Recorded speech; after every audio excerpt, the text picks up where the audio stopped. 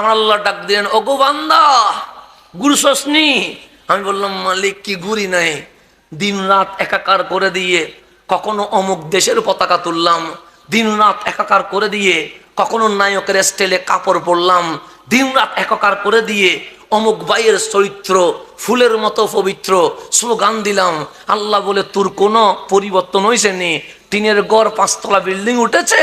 আমি বললাম, আমার উঠে নাই, কিন্তু আমার নায়কের উঠে গেছে, আমার খেলোয়াড়ের উঠে গেছে, আমার লিডারের উঠে গেছে। তো কি বুঝলি? তখন আমি বললাম, মাওলা আমাকে নিয়ে কেউ ভাবে না। তো আল্লাহ বলে, আজকে থেকে আর যাবি? আমরা বললাম, মালিক যাব না, কিন্তু বান্দা তো অভ্যাস আছে, আজকে ওর দরজায় যাওয়া, কালকে ওর কাছে না পাইলে অমুকের দরজায় যাওয়া, অমুকের কাছে না পাইলে অমুকের দরজায় যাব। তো মাওলা তুমি বলে দাও না কার দরজায় গেলে আমাকে নিয়ে ভাববে। আল্লাহ বলে, আজকে থেকে নায়কের দরজায় যাস না, খেলোয়াড়ের দরজায় যাস না, নেতার দরজায় যাস না। ওয়ালামু আন্না ফীকুম রাসূলুল্লাহ, জেনে রাখ আমি আল্লাহ তোমাদের মাঝে আমার হাবিব রহমাতুল লিল আলামিনকে দিয়ে দিয়েছি। যদি কারো দরজায় যেতে হয়, কামলিওয়ালার দরজায় চলে যাও। কে বলতেছে? ওয়ালামু আন্না ফীকুম রাসূলুল্লাহ, তোমাদের মাঝেই আছে রহমাতুল লিল। তো মাওলানা নবীর কাছে যাইলে কি হবে?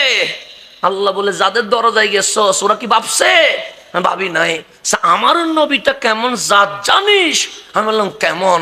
আমি কখনো বলেছি ইন্না আতাইনা কাল কাউসার, কখনো বলেছি ওয়ামা আরসালনাকা ইল্লা রাহমাতাল লিল আলামিন, কখনো বলেছি ওয়ালাল আখিরাতু খায়রুল লাকা মিনাল উলা, কখনো বলেছি আল্লামাকা মা লাম তাকুন তা'লাম, কখনো বলেছি আসা আইয়াব আসাকা রব্বুকা মাকামাম মাহমুদা।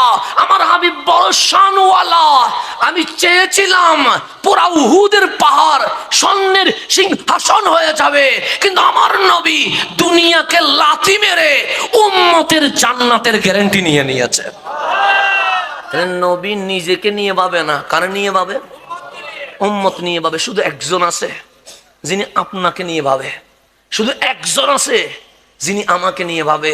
আমার যুবকের তো কান নাই, যদি থাকতো সে যদি রওজার পাশে কান লাগাইয়া দিত, সে এখনো শুনতো সোনার মদিনায় নবী রওজায় বসে তার জন্য উম্মতি বলে চোখের পানি ছেড়ে দিয়েছে। নবীর চেয়ে আপনার কেউ আছে?